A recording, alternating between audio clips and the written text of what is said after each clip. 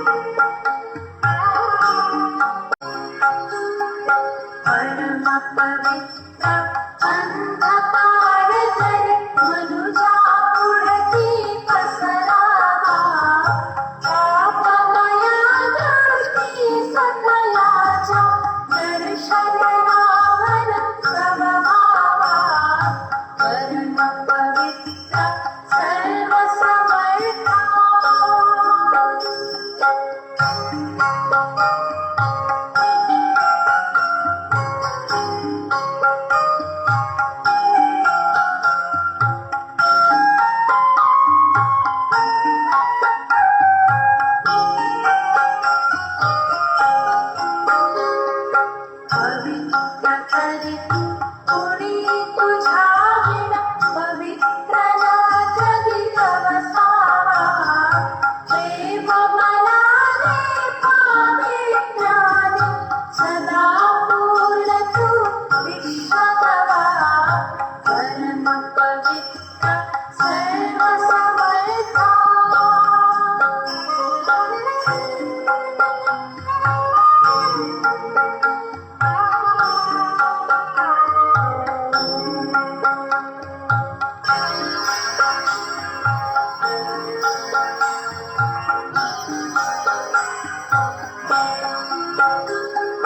परम पवित्र सर्व समर्था जगन्नायका प्रभुदेवा तू स्वर्गीया घरी तुझ्या कृतिगाता चित्तवरावा परम पवित्र सर्व समर्था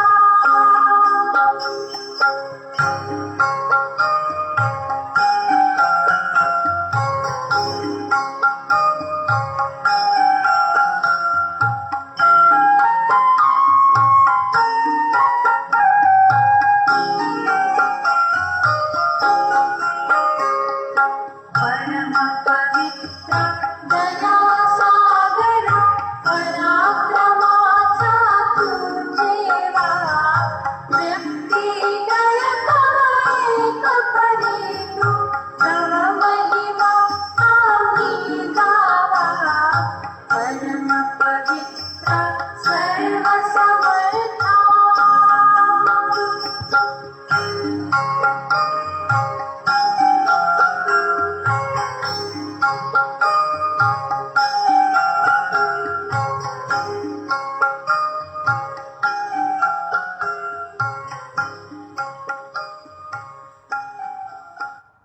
प्रार्थना करूया. प्रेमळ आणि कृपण देव बाबा, आम्ही खरोखर आजच्या दिवसासाठी तुझे मनापासून आभार मानतो. रात्रभर तू आम्हाला सुखाची झोप दिलीस, आजचा हा दिवस आमच्या आयुष्याला दिलास, त्यासाठी प्रभू आम्ही तुझ्या मनापासून आभार मानतो. परमेश्वरा, ऑनलाईन पद्धतीने तुझी भक्ती करण्याची संधी आम्हाला लाभली, त्यासाठी प्रभू आम्ही तुझ्या मनापासून आभार मानतो. परमेश्वरा, गायनाद्वारे तुझी स्तुती करता आली, त्यासाठी प्रभू आम्ही तुझ्या मनापासून आभार मानतो. कारण परमेश्वरा, तू आमच्यावर प्रेम करतोस, आमची काळजी घेतोस, आमच्या सुखदुःखात आमच्या सोबत तू राहतोस. सर्व परिस्थितीचा सामना करायला तू आम्हाला हिंमत आणि बळ देतो. आणि म्हणून परमेश्वरा, आम्ही तुझी स्तुती करतो, तुझी भक्ती करतो, तुला धन्यवाद देतो. परमेश्वरा, तुझी भक्ती करत असताना आम्ही तुझ्या सर्व आशीर्वादांची आठवण करतो. परमेश्वरा, राहायला जे घर तू आम्हाला दिलेलं आहेस, जाण्या येण्यासाठी जे वाहन तू आम्हाला दिलेलं आहेस, आमच्या उपयोगाच्या वस्तू तू आम्हाला दिलेल्या आहेस, आणि परमेश्वरा, वेगवेगळ्या ठिकाणी आम्हाला नोकरीची सेवेची संधी दिली, त्यासाठी प्रभू आम्ही तुझ्या मनापासून आभार मानतो. आमचे कष्ट परिश्रम तू आशीर्वादित केलेस, त्यासाठी प्रभू आम्ही तुझे आभार मानतो. आमच्या कष्टाचं प्रतिफळ तू आम्हाला दिलंस, त्यासाठी प्रभू आम्ही तुझ्या मनापासून आभार मानतो. परमेश्वरा, आम्ही खरोखर तुला धन्यवाद देतो आमच्या आईवडिलांसाठी, ज्यांनी आमचं संगोपन केलं, आम्हाला लहानाचं मोठं केलं, आमची काळजी घेतली, त्यांची आम्ही आठवण करतो, त्यासाठी प्रभू आम्ही तुला धन्यवाद देतो. परमेश्वर, आम्ही शाळा कॉलेजेसमध्ये असताना ज्यांनी आम्हाला शिकवलं, त्या सर्व टीचरची आम्ही आठवण करतो. आम्ही आजारी असताना प्रभू ज्यांनी आमचे औषधोपचार केले, त्या सर्व डॉक्टर नर्सेसची आम्ही आठवण करतो. आणि परमेश्वर, आम्ही दुःखी असताना, हरवलो असताना ज्यांनी आम्हाला मदत केली, आमचं मार्गदर्शन केलं, ज्यांनी आम्हाला प्रोत्साहन दिलं, आम्हाला हिंमत दिली, त्या सर्वांचे प्रभू आम्ही आठवण करतो. आणि त्या सर्वांसाठी त्यांचं जे आमच्या जीवनामध्ये योगदान आहे, त्यासाठी प्रभू आम्ही तुला धन्यवाद देतो. प्रभू परमेश्वर, आम्ही खरोखर तुला धन्यवाद देतो, ही भक्तीची वेळ तू आम्हाला दिलेली आहेस. प्रभू परमेश्वर, यावेळेस आम्ही खरोखर तुला धन्यवाद देतो की परमेश्वरा, विश्वासाच्या द्वारे तू आम्हाला धर्मी असं ठरवलेलं आहेस. आमच्यावर लादलेले सर्व प्रकारचे दोष तू काढून टाकलेले आहेस, आम्हाला निर्दोष असं ठरवलेलं आहेस. आम्हाला तुझे लोक होण्याचा सन्मान तू आम्हाला दिलेला आहेस. प्रभू परमेश्वरा, जितक्यांनी परमेश्वरा तुझ्यावर विश्वास केला, जितक्यांनी प्रभू येशूच्या नावामध्ये बाप्तिस्मा घेतला, त्या सर्वांना तू नवीन ओळख दिलेली आहेस. तुझे लोक होण्याचा सन्मान तू आम्हाला दिलेला आहे, त्यासाठी प्रभू आम्ही तुझ्या मनापासून आभार मानतो. यावेळेस परमेश्वरा, आम्ही तुझी भक्ती करत असताना आम्ही स्वतःला तुझ्या स्वाधीन करतो आणि प्रार्थना करतो. प्रभू, ज्या काही चिंता, जर काही प्रश्न, समस्या, अडचणी असतील, ज्याच्यामुळं आम्ही आनंदाने, मोकळेपणाने, एकचित्ताने, एकाग्रतेने, आत्म्याने आणि खरेपणाने प्रभू तुझी भक्ती करू शकत नाही, त्या सर्व चिंता, प्रश्न, समस्या, अडचणी प्रभू आम्ही तुझ्या स्वाधीन करतो आणि प्रार्थना करतो. देवा, आनंदाने आणि आशेने तुझी भक्ती करण्यास तू आम्हाला सहायतेने मदत कर. आजच्यासाठी निवडलेले जे शास्त्रपाठ आहे, त्यावर परमेश्वरा जेव्हा आम्ही चिंतन आणि मनन करतो, तेव्हा त्याद्वारे प्रभू तू आमच्याशी बोल, आम्हाला ज्ञान दे, बुद्धी दे, आमचं मार्गदर्शन कर. आमच्यातलं अज्ञान परमेश्वरा तू दूर कर, आमच्यातले गैरसमज परमेश्वरा तू दूर कर. आणि परमेश्वरा, पवित्र शास्त्राचा अभ्यास करून तुझी इच्छा आमच्यासाठी काय आहे हे जाणून घेण्यास परमेश्वरा तू आम्हाला सहायतेने मदत कर. येशू आमचा प्रभू ह्याच्या नावाने प्रार्थना करतो, म्हणून तू ऐक. आमेन. यावेळेस आपण गलतीग्रस्त पत्र याचा पहिला अध्याय आणि त्यामध्ये संत पावलाने गलतीकरास मंडळीला एक महत्वाची गोष्ट सांगितली, त्याकडे आपण लक्ष लावणार आहोत. बघा तो काय म्हणतो. पहिल्याने जेव्हा तो विश्वास करत नव्हता, तो दिमिश्काला गेला आणि दिमिश्काला जात असताना रस्त्यामध्ये त्याला प्रभूचं दर्शन झालं आणि त्याला प्रभूची ओळख झाली आणि त्याने प्रभूवर विश्वास केला. आणि जो प्रकाश त्याच्या समोर प्रकट झाला त्याच्यामुळं त्याचे डोळे आहे ना, तो एकदम आंधळा झाला आणि पाहू शकत नव्हता. काहीतरी खेपल्यासारखं त्याच्या डोळ्यावर निर्माण झालं होतं. त्याच्यासोबत जे शिपाई होते त्यांनी त्याला दिमिश्कामध्ये नेलं आणि दिमिश्कामध्ये नेल्यानंतर दिमिश्कामध्ये हनन्या नावाचा एक व्यक्ती होता, जो देवावर विश्वास करायचा, देवाची भक्ती करायचा. देवाने पवित्र आत्म्याच्या द्वारे हनन्याला सांगितलं की तू शौलाकडे जा आणि त्याच्यासाठी प्रार्थना कर. सुरुवातीला हनन्या घाबरला, कारण हनन्याने ऐकलं होतं की हा जो सौल आहे, ज्याला आपण संत पाऊल म्हणतो, तो विश्वासणाऱ्यांना धरून तुरुंगामध्ये टाकायचा, त्यांना मारहाण करायचा. मग परमेश्वर पवित्र आत्म्याच्या द्वारे त्याला सांगितलं की नाही, आता त्याचं मन परिवर्तन झालेलं आहे, आता तो विश्वासू बनलेला आहे. आणि मग हनन्या त्याच्याकडे जातो, त्याच्यासाठी प्रार्थना करतो आणि मग तिथून पुढचा प्रवास सुरू होतो. हा जो प्रसंग आहे संत पावलाच्या जीवनातला, या प्रसंगाबद्दल त्याने स्वतः वर्णन केलेलं आहे. गलतीकरास मंडळीला जे पत्र लिहिलं त्या पत्रामध्ये त्याने स्वतःचा वर्णन केलेलं आहे की कशा प्रकारे तो दिमिश्कामध्ये गेला आणि दिमिश्कामध्ये जात असताना कसं त्याच्यासोबत झालेलं आहे, त्याला साक्षात्कार झाला, प्रभू येशूचं प्रगटीकरण झालं आणि त्याच्यानंतर काय झालं याचं वर्णन त्याने स्वतः गलतीकरास मंडळीला सांगितलेलं आहे. परंतु जर आपण संत लूकाने लिहिलेलं जे पुस्तक आहे प्रेषितांचे कृत्ये, त्याच्यामध्ये जर पाहिलं तर तो संत पावलाबद्दल काहीतरी वेगळ्या पद्धतीने सांगतो. बघा या ठिकाणी संत पाऊल काय म्हणतो. जेव्हा त्याला प्रगटीकरण झालं, दिमिश्कामध्ये तो गेला आणि दिमिश्कामधून बघा कुठे गेला, गलतीकरास पत्र याचा 1 अध्याय आणि 17व्या वचनामध्ये. आणि माझ्या पूर्वी झालेल्या प्रेषितांकडे यरुशलेमेत वर न जाता. बघा या ठिकाणी तो काय म्हणत आहे, जेव्हा मला प्रगटीकरण झालं, मी दिमिश्कामध्ये होतो, दिमिश्कावरून मी यरुशलेममध्ये मी गेलो नाही, मी लागलाच अरबस्थानामध्ये निघून गेलो. आजच्या भाषेमध्ये ज्याला सौदी अरेबिया म्हणतो आपण, त्या ठिकाणी तो निघून गेला. दिमिश्कामधून तो यरुशलेमला गेला नाही, तर तो कुठे गेला, अरेबियामध्ये गेला. तो स्वतः गलतीकरास मंडळीला सांगत आहे. आणि नंतर तो म्हणतो व तिथून दिमिश्कास पुन्हा परत आलो.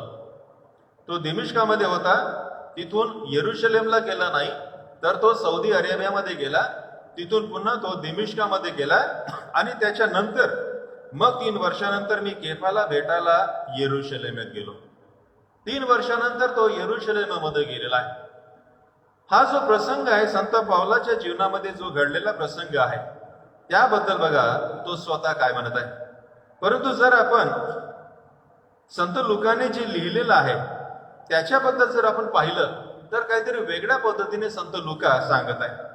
बघा या ठिकाणी काय म्हटलेलं आहे. शौल दिमिश्कामध्ये होता आणि दिमिश्कामध्ये असताना बघा काय झालेलं आहे. यानंतर तो दिमिश्कातल्या शिष्यांबरोबर काही दिवस राहिला. त्याने विश्वास केला, तो दिमिश्कामध्ये राहिला आणि दिमिश्कामध्ये शिष्यांबरोबर काहीतरी दिवस तो राहिला. आणि नंतर बघा काय झालेलं आहे. जेव्हा त्याला ठार मारण्याचा प्रयत्न करण्यात आला, कारण तो सुवार्ता सांगू लागला आणि लोक त्याला ठार मारण्याचा प्रयत्न करत होते, तेव्हा बघा काय झालं. परंतु त्याच्या शिष्यांनी रात्रीच्या वेळी त्याला नेले आणि पाठीतून गावकुसावरून खाली सोडून दिले. दिमिश्काला जे गावकुस होतं, जी बाउंड्री होती, त्याच्यामधून त्याला सोडलं आणि त्याला उतरून दिले. मग बघा तो काय म्हणतो, संत लूक बघा काय म्हणतो. मग तो यरुशलेमेत आला आणि शिष्यांबरोबर तो राहिला. संत लूक बघा काय म्हणतो संत पाऊलाबद्दल. संत पाऊल स्वतःबद्दल काय म्हणतो गलतीकरास मंडळीला, की मी दिमिश्कामध्ये होतो तेव्हा मी सरळ यरुशलेममध्ये गेलो नाही, मी कुठे गेलो, सौदी अरेबियामध्ये गेलो. तिथून पुन्हा परत कुठे गेलो? दिमिश्कामध्ये गेलो. आणि 3 वर्षानंतर मग मी परत येरुशलेमला गेलो. परंतु ह्या प्रसंगाचं वर्णन करताना बघा संत पौल काय म्हणतो? नाही, संत पौल दिमिश्कामध्ये होता, काही दिवस तो राहिला, आणि जेव्हा त्याच्या जीवाला धोका निर्माण झाला तिथून तो कुठे गेला? येरुशलेमेत गेला. येरुशलेमेतले लोक घाबरले. मग तिथून बघा पुढं काय झालेलं आहे. बंधूंना हे समजल्यावर त्यांनी त्याला कैसरियात नेले आणि पुढे तारसास पाठवले. संत लूक काय म्हणतो? दिमिश्कामधून तो कुठे गेला? येरुशलेमेत गेला. त्या ठिकाणी तो काही दिवस राहिला. तिथून तो कुठे गेलेला आहे? कैसरिया इथे गेला, आणि तिथून पुढे त्याला त्याचं जे मूळ गाव आहे तारसास येथे नेलं. एकच प्रसंग आहे, घटना एकच आहे. संत पौल दिमिश्कामध्ये जात आहे. त्याला रस्त्यामध्ये प्रभूचं दर्शन झालेलं आहे, आणि दिमिश्कामध्ये गेल्यानंतर त्याने बाप्तिस्मा घेतलेला आहे.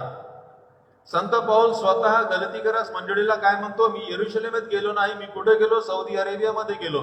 तिथून पुन्हा दिमिश्कामध्ये आलो, आणि 3 वर्षानंतर मी येरुशलेमेत गेलो. परंतु संत लोक संत पौलाबद्दल काय म्हणतो? नाही, तो दिमिश्कामध्ये होता, दिमिश्कामध्ये त्याच्या जीवाला धोका निर्माण झाला, तिथून तो कुठे गेला? येरुशलेमेत गेला. तिथून तो कैसरियामध्ये गेला, आणि कैसरियामधून तो तारसास गेला. प्रियानो, आपण शास्त्राचा अभ्यास करत आहोत.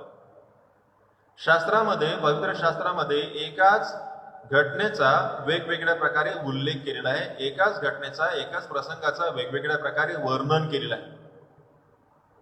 येशू ख्रिस्ताच्या जीवनाबद्दलही आपण पाहतो 4 शुभवर्तमान आहे. 4ही शुभवर्तमानाचे जे लेखक आहे त्यांनी एकाच घटनेचा वेगवेगळ्या प्रकारे काय केलेला आहे? उल्लेख केला. मी ह्या शास्त्राभ्यासाच्या द्वारे सांगण्याचा प्रयत्न करत आहे, कारण अनेक वेळा आमचे शास्त्राबद्दलचे जे विचार आहे ते फार संकुचित झालेले आहे, पारंपरिक झालेले आहे. उदाहरणार्थ संत पावलाने तिमोथेला पत्र लिहिलं, आणि तिमोथेला पत्र लिहिताना काय म्हणतो? जे शास्त्र होतं त्या शास्त्राबद्दल तो काय म्हणतो? प्रत्येक ईश्वर प्रेरित शास्त्रलेख. तो प्रत्येक शास्त्राला ईश्वर प्रेरित म्हणत नाही, तर तो काय म्हणतो? प्रत्येक ईश्वर प्रेरित, परमेश्वर प्रेरित शास्त्रलेख कशासाठी उपयोगाचा आहे? बोध करण्यासाठी, प्रवचन करण्यासाठी, ताडण करण्यासाठी, मार्गदर्शन करण्यासाठी उपयोगाचा आहे. परंतु कित्येकांना आपण उलट वाचताना पाहतो. कित्येक जण असा विचार करतात की प्रत्येक शास्त्रपाठ आहे ना, प्रत्येक शब्द, प्रत्येक शास्त्रपाठ, प्रत्येक पुस्तक ईश्वर प्रेरित आहे. संत पौल तसं म्हणत नाही. संत पौल असं म्हणत नाही की ह्या पुस्तकामध्ये लिहिलेले, बायबलमध्ये लिहिलेला प्रत्येक शब्द ईश्वर प्रेरित आहे. तो म्हणतो की ईश्वर प्रेरित शास्त्रलेख, ईश्वराने, परमेश्वराने जे काही सांगितलेलं आहे ते महत्वाचं आहे. आणि म्हणून जेव्हा आपण शास्त्राचा अभ्यास करतो तेव्हा आपण दोन्ही बाजूने विचार करण्याची गरज आहे. अनेक वेळा शास्त्राचा आपण उपयोग करतो उपदेश करण्यासाठी, परंतु शास्त्राचा दुरुपयोग सुद्धा केला जातो. काही लोक दुसऱ्यांची फसवणूक करण्यासाठी शास्त्राचा उपयोग करतात. काही लोकांना दुसऱ्यांना धोका देण्यासाठी शास्त्राचा उपयोग करतात. काही लोक दुसऱ्यांना फसवण्यासाठी, त्यांना मिसगाईड करण्यासाठी शास्त्राचा उपयोग करतात. आणि अशा प्रकारे शास्त्राचा दुरुपयोग करून लोकांची फसवणूक करतात. आपली फसवणूक होऊ नये म्हणून आपण काय करायला पाहिजे? शास्त्राचा अभ्यास करायला पाहिजे. आपण पाहतो आपल्या घरामध्ये कॅलेंडर असतात.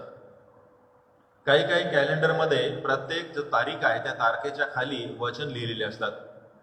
आणि आम्ही अनेकांना सवय आहे ते बायबल वाचत नाही, बस उठतात आणि कॅलेंडरमध्ये काय लिहिलेलं आहे आजच्या दिवसाचं जे वचन आहे ते वाचतात, आणि मग असं विचार करतात की नाही हे देवाचं वचन आहे, हे देवाचं वचन आहे. परंतु आपण समजून घेतलं पाहिजे की ते जे लिहिलेलं आहे, ते जे प्रिंट केलेलं आहे, निवडक पद्धतीने लिहिलेलं आहे. जे चांगले वचन आहे ते त्या ठिकाणी लिहिलेले आहेत. आणि अनेक वेळा आपण म्हणतो की नाही हे देवाचं वचन आहे, त्याच्या मागचा पुढचा संदर्भ लक्षात न घेता हे देवाचं वचन आहे, आणि त्याप्रमाणे आपण विश्वास करतो. कधी आपल्याला आशीर्वाद लाभतो तर कधी आपले काय होते? फसवणूक होऊ शकते. एक गोष्ट आपण ऐकली असेल, एक मनुष्य होता, त्याला सवय होती, तो शास्त्राचा सिस्टमॅटिक अभ्यास करत नव्हता. तर तो काय करायचा, डोळे बंद करायचा आणि बोट काय करायचा, शास्त्रपाठावर फिरवायचा. शास्त्रपाठ डोळे बंद करून शास्त्रपाठ बंद उघडायचा, डोळे बंद ठेवायचा आणि शास्त्र उघडायचा आणि तो असा विचार करायचा की ज्या कोणत्या वचनावर माझा बोट राहील ते देवाचं वचन आहे असं मी म्हणणार, असा मी विश्वास करणार. एक दिवस असं झालं की त्याने शास्त्र उघडलं, त्याचे डोळे बंद होते आणि त्याने शास्त्रावर बोट ठेवलं. त्या ठिकाणी लिहिलं होतं की यहुदाने गळफास घेतला. तो म्हणू लागला, अरे रे रे, हे वचन होऊ शकत नाही. यहुदाने गळफास घेतला म्हणजे काय, काहीतरी चूक झालेली आहे. मग तो पुन्हा प्रयत्न करतो, डोळे बंद करतो, शास्त्र उघडतो आणि आपला बोट फिरवतो आणि एका ठिकाणी ठेवतो. त्या ठिकाणी लिहिलं होतं, तूही जाऊन तसंच कर. तो गोंधळला आणि म्हणू लागला, अरे रे रे, नाही, हे असं होऊ शकत नाही. त्याने तिसऱ्यांदा प्रयत्न केला, डोळे बंद केले, शास्त्र उघडलं आणि बोट ठेवलं. त्या ठिकाणी लिहिलं होतं, तुला जे सांगितलेलं आहे ते लवकरात लवकर जाऊन कर. आणि म्हणून प्रियांनो, अशा प्रकारे गोंधळ होऊ शकतो आणि आपला गोंधळ होऊ नये म्हणून आपण काय करायला पाहिजे, शास्त्राचा अभ्यास करायला पाहिजे. कोणतेही वचन जे आपण घेतो त्याच्या मागचा आणि पुढचा संदर्भ लक्षात घेतला पाहिजे. संत पावलाने जे पत्र लिहिलेलं आहे त्याचा उद्देश काय आहे, संत लुकाने जे शुभवर्तमान लिहिलेलं आहे त्याचा उद्देश काय आहे. संत लूक स्वतः म्हणतो की आम्ही संशोधन करून येशू ख्रिस्ताच्या जीवनाचं चरित्र लिहिलेलं आहे. संत योहान म्हणतो, जे आम्ही चाचपलं, पाहिलं, अनुभवलं, पारखलं ते आम्ही लिहित आहे. असंच उतावळेपणाने तो लिहित नाहीये. आणि म्हणून प्रियांनो, आज आपल्याला शास्त्राचा अभ्यास करण्याची गरज आहे. तर आजच्यासाठी जो आपण शास्त्रपाठ निवडलेला होता, संत पावलाच्या जीवनातला एक प्रसंग. संत पाऊल दिमिश्कामध्ये जात होता. त्या ठिकाणी त्याला प्रभूचं दर्शन झालं आणि मग तो पुढे दिमिश्कामध्ये गेला. त्या ठिकाणी हनन्या होता. हनन्याने त्याच्यासाठी प्रार्थना केली, त्याने बाप्तिस्मा घेतला आणि त्याच्याबद्दल संत पाऊल बघा काय म्हणतो. संत पाऊल स्वतः काय म्हणतो, मी येरुशलेमात गेलो नाही, तर दिमिश्कावरून मी कुठे गेलो, सौदी अरेबियामध्ये गेलो. त्या ठिकाणी काही दिवस राहिलो. तिथून पुन्हा मी कुठे गेलो, दिमिश्कामध्ये गेलो आणि 3 वर्षानंतर मी येरुशलेममध्ये गेलो. संत लूक बघा काय म्हणतो की संत पाऊल जेव्हा दिमिश्कामध्ये होता तिथे त्याच्या जीवाला धोका होता आणि मग लोकांनी त्याला सोडलं, बाहेर सोडलं. तिथून तो कुठे गेला, येरुशलेमेमध्ये गेला. नक्की काय झालं, संत पाऊल दिमिश्कामधून नेमका कुठे गेला, तो सौदी अरेबियामध्ये गेला की डायरेक्ट येरुशलेममध्ये गेला. एकच प्रसंग आहे पण 2 लेखक वेगवेगळ्या प्रकारे सांगत आहे. संत पाऊल स्वतः म्हणत आहे की मी येरुशलेममध्ये लगेच गेलो नाही. संत लूक वेगळ्या पद्धतीने सांगतो. आणि म्हणून प्रियांनो, पवित्र शास्त्राचा अभ्यास करण्याची गरज आहे, कारण एकाच गोष्टीबद्दल वेगवेगळ्या पद्धतीने त्या ठिकाणी सांगितलेलं आहे. आणि म्हणून प्रत्येक शास्त्रपाठ हा ईश्वर प्रेरित नाही, तर ईश्वर प्रेरित असे जे शास्त्रपाठ आहे ते आपण शोधले पाहिजे. देवाने प्रेरित केलेले शास्त्रपाठ कोणते आहे ते आपण बघितले पाहिजे आणि त्याप्रमाणे आपण विश्वासामध्ये वाढलं पाहिजे. प्रभू परमेश्वर आम्हाला शास्त्राचा अभ्यास करण्यासाठी आणि विश्वासामध्ये वाढण्यासाठी सहायता आणि मदत करू. यावेळेस आपण आपला जो विश्वास आहे त्या विश्वासाचा अंगीकार करूया. प्रेषितांचा मतांगीकार आपण सर्व मिळून म्हणूया. सर्वसमर्थ देवपिता, आकाश व पृथ्वी यांचा निर्माण करता, त्याच्यावर माझा विश्वास आहे. त्याचा एकुलता एक पुत्र येशू ख्रिस्त आमचा प्रभू, याच्यावर माझा विश्वास आहे. पवित्र आत्म्याच्या योग्य तो गर्भरूप झाला. कुमारी मरियेच्या उदरी त्याने जन्म घेतला. त्याने दुःख सोसले. पंत पिलाताच्या शासनकाळात त्याला क्रूसावर खेळण्यात आले. तो मरण पावला. त्याला कबरेत ठेवण्यात आले. तो अधोलोकी गेला. 3ऱ्या दिवशी तो पुनरुत्थित झाला. त्याने स्वर्गारोहण केले. देवपित्याच्या उजवीकडे तो विराजमान झाला. जिवंतांचा व मृतांचा न्याय करायला तो पुन्हा येणार आहे. पवित्र आत्मा, पवित्र सार्वत्रिक ख्रिस्त मंडळी, पवित्र जनांची सहभागिता, पापांची क्षमा, देहाचे पुनरुत्थान आणि सार्वकालिक जीवन यांच्यावर माझा विश्वास आहे. आमेन. आपण प्रार्थना करू. प्रेमळ आणि कृपाळू देवबापा, यावेळेस आम्ही खरोखर तुझ्या मनापासून आभार मानतो. पवित्र शास्त्र जे तू आम्हाला दिलेलं आहे, आमच्यापर्यंत आलेलं आहे, त्यासाठी प्रभू आम्ही तुझ्या मनापासून आभार मानतो. आज अनेक देशांमध्ये प्रभू हे पवित्र शास्त्र उपलब्ध नाही. विशेष करून परमेश्वरा जे कम्युनिस्ट राष्ट्र आहेत त्या देशांमध्ये प्रभू परमेश्वरा विश्वासणाऱ्यांना उघडपणे बायबल सोबत घेऊन फिरता येत नाही, चर्चमध्ये उघडपणे बायबल घेऊन जाता येत नाही. आम्ही परमेश्वरा, हे आमचं सौभाग्य आहे की आम्हाला पवित्र शास्त्र लाभलेलं आहे आणि म्हणून प्रभू परमेश्वरा त्याचा आम्ही अभ्यास करावा आणि परमेश्वरा जे काही आमचे चुकीचे विचार आहेत, जो काही आमचा गैरसमज आहे बायबलबद्दल, तो आम्ही दूर करावा आणि परमेश्वरा शास्त्राचा अभ्यास करावा म्हणून तो आम्हाला सहायतेने मदत कर. परमेश्वरा, जर आम्ही कळत न कळत बायबलचा दुरुपयोग केला असेल तर परमेश्वरा तू आम्हाला क्षमा कर. आणि परमेश्वरा, बायबलचा अभ्यास केला नसेल तर परमेश्वरा आम्हाला क्षमा कर. आम्ही अनेक वेळा इतर गोष्टींमध्ये, पिक्चर पाहण्यामध्ये, मोबाईलमध्ये, व्हॉट्सअपमध्ये, फेसबुकमध्ये आम्ही परमेश्वरा खूप वेळ घालतो. बोलण्यामध्ये, चर्चा करण्यामध्ये, गॉसिप करण्यामध्ये, प्रभू इकडच्या तिकडच्या गोष्टी बोलण्यामध्ये आम्ही खूप वेळ घालतो. परंतु परमेश्वरा, आम्ही तुझं पवित्र शास्त्र घेऊन बसत नाही, त्याचा अभ्यास करत नाही प्रभू परमेश्वरा. आणि म्हणून आमची आध्यात्मिक वाढ होत नाही, आमची विश्वासामध्ये वाढ होत नाही आणि म्हणून परमेश्वरा आम्ही सुवार्ता प्रसाराच्या कार्यामध्ये पुढे येत नाही. कारण परमेश्वरा, आम्ही शास्त्राचा अभ्यास करत नाही. आम्ही फक्त भक्ती करण्यामध्ये संतुष्ट आहोत, चर्चमध्ये येण्यामध्ये आणि चर्चमधून घरी जाण्यामध्ये संतुष्ट आहोत. परंतु प्रभू परमेश्वर, आम्ही सुवार्ता सुद्धा सांगितली पाहिजे. तर परमेश्वरा, तुझ्या वचनाचा अभ्यास करण्यास तू आम्हाला सहायतेने मदत कर आणि विश्वासामध्ये वाढण्यास तू आम्हाला सहायतेने मदत कर. यावेळेस परमेश्वर आम्ही प्रार्थना करतो, जे आजारी आहेत त्यांच्यासाठी त्यांच्यावर तुझा आशीर्वाद असू दे. प्रभू परमेश्वरा, यावेळेस आम्ही प्रार्थना करतो, ह्या लॉकडाऊनमुळे प्रभू परमेश्वरा अनेकांचे रोजगार परमेश्वरा कमी झालेले आहेत, गमावलेले आहेत. त्यांच्यावर परमेश्वरा तुझा आशीर्वाद असू दे. आम्ही तुझे आभार मानतो परमेश्वरा की काही दिवसांपासून परमेश्वरा कोरोनाची महामारीचं जे संक्रमण आहे ते हळूहळू कमी होत आहे. त्यासाठी प्रभू आम्ही तुझे आभार मानतो. प्रार्थना करतो प्रभू परमेश्वरा, ही संक्रमण वाढू नये म्हणून परमेश्वरा प्रत्येकाने काळजी घ्यावी म्हणून तू आम्हाला बुद्धी दे, आम्हाला शहाणपण दे आणि ते मन दे. प्रभू परमेश्वरा, आम्ही स्वतःला तुझ्या स्वाधीन करतो आणि प्रार्थना करतो प्रभू, कळत न कळत ज्या काही चुका झाल्या असतील त्या चुकांबद्दल परमेश्वर आम्ही पश्चाताप करतो आणि प्रार्थना करतो प्रभू, त्याची तू आम्हाला क्षमा कर. आणि परमेश्वरा, तुझ्या ज्ञानामध्ये, तुझ्या विश्वासामध्ये वाढण्यास तू आम्हाला सहायताने मदत कर. येशू आमचा प्रभू ह्याच्या नावाने प्रार्थना करतो म्हणून तू ऐक. आमेन.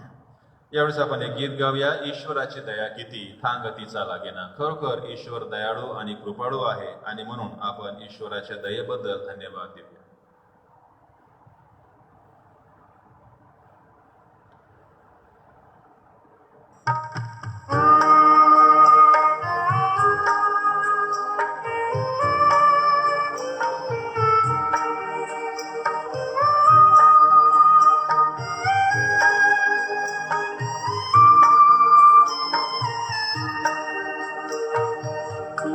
ईश्वराची दया किती थांग तिचा लागेना.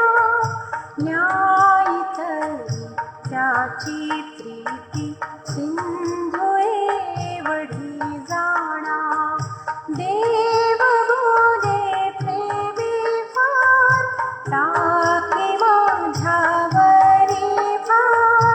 देव बोले प्रेमी फार टाके माझ्यावरी फार.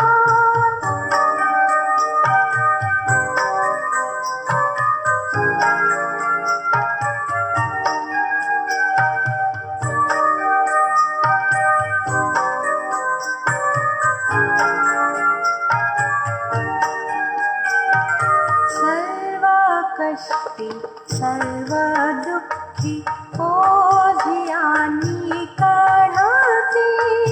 ऐकू जाते दिव्य लोकी प्रीती तेथे वसती.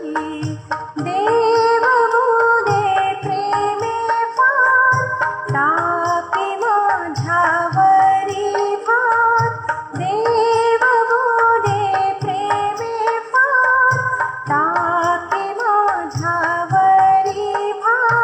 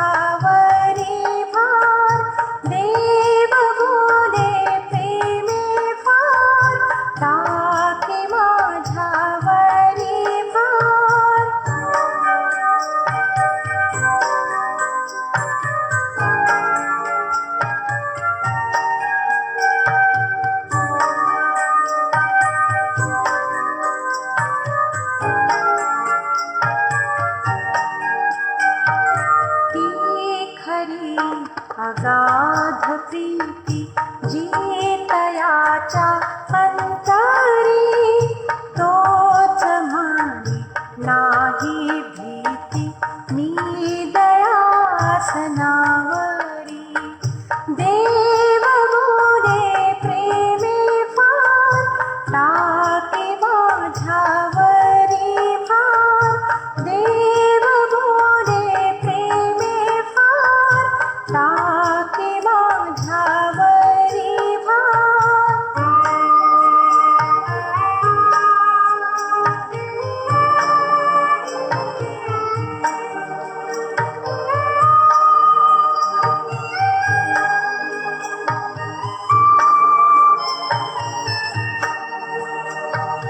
या उदासी भ्रांती सोडा, त्याची वाणी ऐकूनी.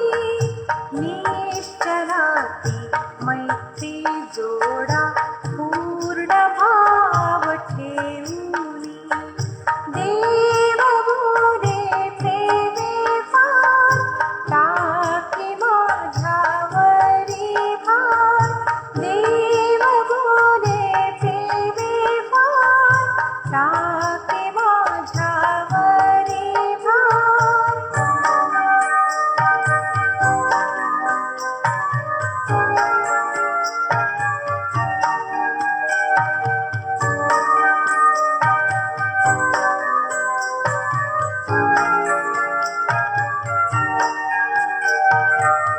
बापावरी टेकताना, लेकरांना सुख फार. येशूपाशी राहताना, हर्ष वाटतो अपार. देव बोले प्रेमे फार, टाके माझ्यावरी भार. देव बोले प्रेमे फार, टाके माझ्यावरी भार. देव बोले प्रेमे फार, टाके माझ्यावरी भार. देव बोले प्रेमे फार, टाके माझ्यावरी. यावेळेस प्रार्थना करूया. जे काही दान तुम्ही आपल्या जवळ ठेवलं असेल, तुमच्या पुढे जे काही भांडं असेल त्याच्यामध्ये किंवा लिफाफामध्ये तुम्ही जमा करू शकता. आणि जेव्हा केव्हा तुम्हाला चर्चमध्ये येणं होईल तेव्हा तुम्ही चर्चमध्ये येऊन ते वर्गणी देऊ शकता. किंवा जर ऑनलाईन पद्धतीने जर तुम्हाला जे तुमचं मंथली सबस्क्रिप्शन आहे किंवा दान आहे, जर चर्च अकाउंटमध्ये डिपॉझिट करायचं असेल, तर ज्यांना कोणाला अकाउंटचं डिटेल पाहिजे असेल तर तुम्हाला अकाउंटचं डिटेल सुद्धा दिलं जाईल. प्रार्थना करू. प्रेमळ आणि कृपळ देवबापा, आम्ही खरोखर तुझ्या मनापासून आभार मानतो. तू आम्हाला वेगवेगळ्या ठिकाणी नोकरीची, सेवेची संधी दिलीस. आणि परमेश्वर, आमच्या जाण्यामध्ये येण्यामध्ये, कामकाजामध्ये प्रभू तू आमच्या सोबत राहतोस, आम्हाला मदत करतोस. आणि जे काम परमेश्वरा आम्हाला करायला सांगितलेलं आहे ते करण्यासाठी प्रभू तू आम्हाला शक्ती आणि बुद्धी देतोस. त्यासाठी प्रभू आम्ही तुझ्या मनापासून आभार मानतो. परमेश्वरा, तू आम्हाला आमच्या कष्टाचं प्रतिफळ देतोस. त्यासाठी प्रभू आम्ही तुझ्या मनापासून आभार मानतो. जे काही तू आम्हाला दिलेलं आहे त्यामधून हे छोटंसं दान परमेश्वर आम्ही तुझ्या सेवा कार्यासाठी देत आहोत. प्रार्थना करतो प्रभू, ह्या दानाचा तू स्वीकार कर, हे तू आशीर्वादित कर, बहुगुणित कर. आणि परमेश्वरा, तुझ्या सेवा कार्यामध्ये ह्या दानार्पणाचा उपयोग होईल अशी कृपादृष्टी तू कर. पुन्हा एक वार परमेश्वरा, या दानार्पणाबरोबर आम्ही स्वतःला तुझ्या स्वाधीन करतो आणि प्रार्थना करतो प्रभू परमेश्वरा, आमच्याही जीवनातून तुझं गौरव होईल अशी कृपादृष्टी तू कर. येशू आमचा प्रभू ह्याच्या नावाने प्रार्थना करतो म्हणून तू ऐक. आमेन. आपण शेवटचं गीत गाऊया. जय जय जगदीशा, जगाला तुझी मात्र आशा.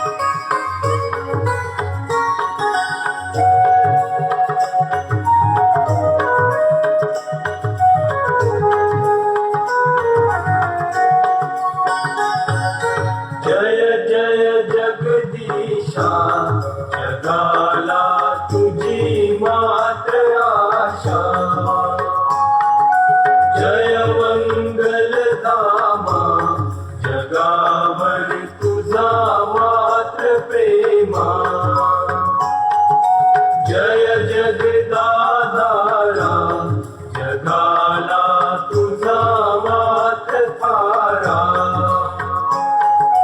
जय जय विश्वपते, जग हे तुझी वाट बघते.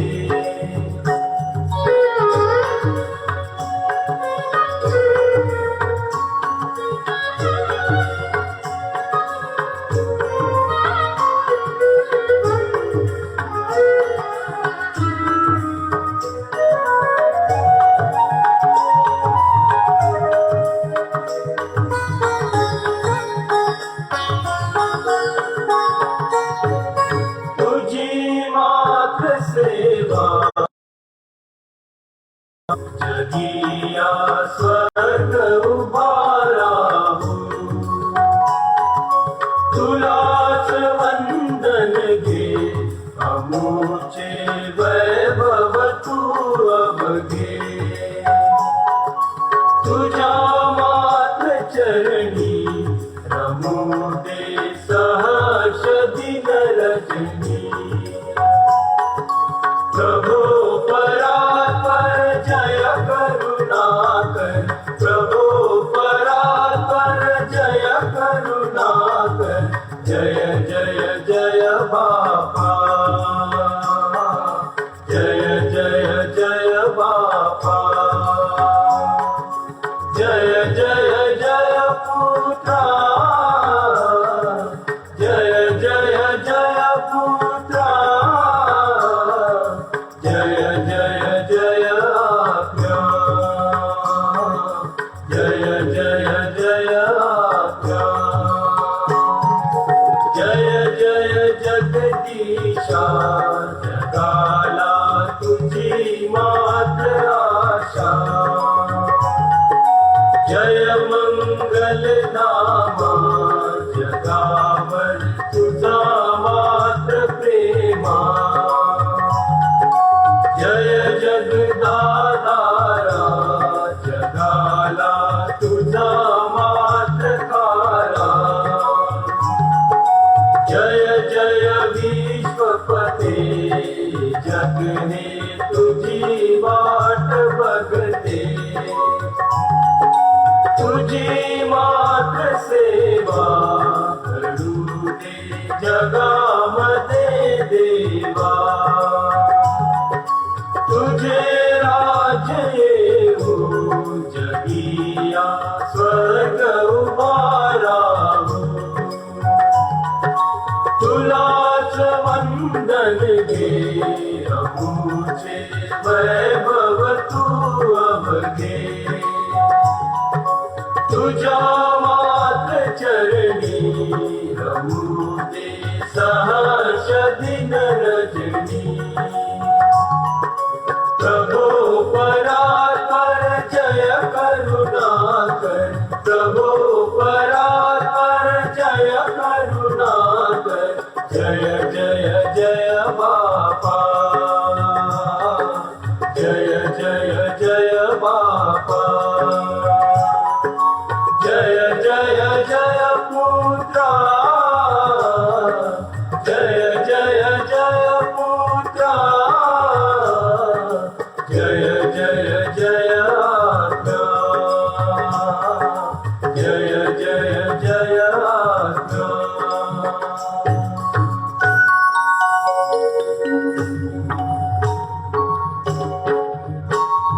जय जय जगदीशा, जगाला तुझी मात्र आशा. जय मंगल नामा, जगावर तुझा मात्र प्रेमा. जय जगदाधारा, जगाला तुझा मात्र तारा. जय जय विश्वपते, जग हे तुझी वाट बघते. जग हे तुझी वाट बघते. जग हे तुझी वाट बघते. प्रभूने शिकवलेली प्रार्थना म्हणू. हे आमच्या स्वर्गातील बापा, तुझे नाव पवित्र मानले जाओ. तुझे राज्य येऊ. जसे स्वर्गात तसे पृथ्वीवरही तुझ्या इच्छेप्रमाणे हो. आमची रोजची भाकर तू आज आम्हास दे. आणि जसे आम्ही आपल्या अपराधांची क्षमा करतो तसेच तू आमचे अपराध आम्हाला क्षमा कर आणि आम्हास परीक्षेत पडू नकोस तर आम्हास वाईटापासून सोडीव, कारण की राज्य, सामर्थ्य आणि गौरव ही सर्व काळ तुझीच आहेत. आमेन. मानवी मतीला अगम्य अशी देवाने दिलेली शांती तुमचे मनेवंत करणे त्याचा पुत्र येशू ख्रिस्त याच्या ज्ञानादाने प्रीतीत राखो आणि सर्व समर्थ देव पिता पुत्र पवित्र आत्मा यांचे आशीर्वाद तुम्हा सर्वांबरोबर आता आणि सदा सर्व काळ असो. सलाम सर्वांना.